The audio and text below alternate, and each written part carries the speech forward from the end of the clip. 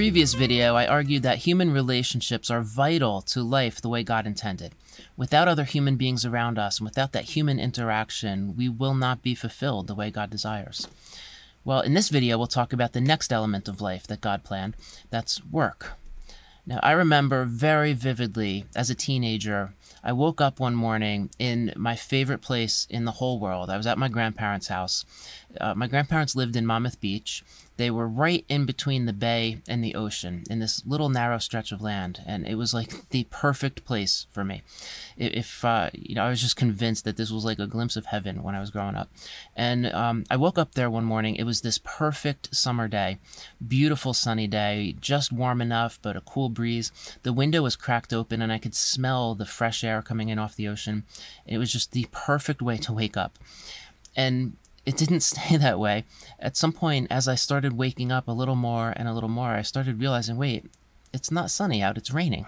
I must have dreamt that sunny part, but it was pouring out. It was like, really miserable day that way, but at least I'm at my grandparents' house and got that, and, we'll have a great time. Until I realized, wait, I'm not actually at my grandparents' house. I'm in my own bed at home.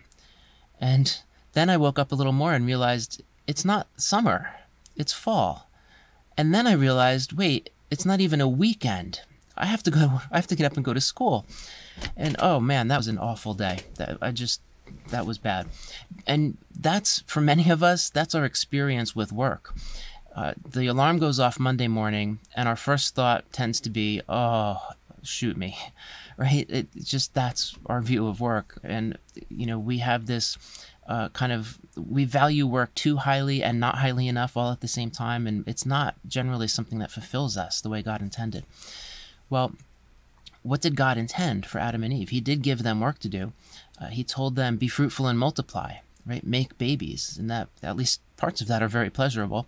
I may have mentioned before, I certainly will repeat this over and over again, but I've learned more theology, I've learned more about God and God's relationship with us from being a parent than I have from any sermon or textbook or lecture or anything. It really is an incredible experience. Not easy, but incredible. Well, God told Adam and Eve, do that, make more humans, populate the earth. He made them gardeners, right? I don't do gardening, mostly because I've seen people do gardening, and it's really hard work. And the little tiny bits of gardening type stuff I've tried to do, I failed miserably, which also didn't help. But it's really hard work. Not only those things, but God told Adam and Eve, I'm giving you dominion over the whole earth. What is dominion? Well, it's authority. You are ruling over.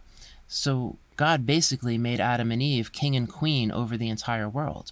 And not king and queen in the sense of exploit the subjects so that they benefit and everybody else suffers, but God made them a good king and queen.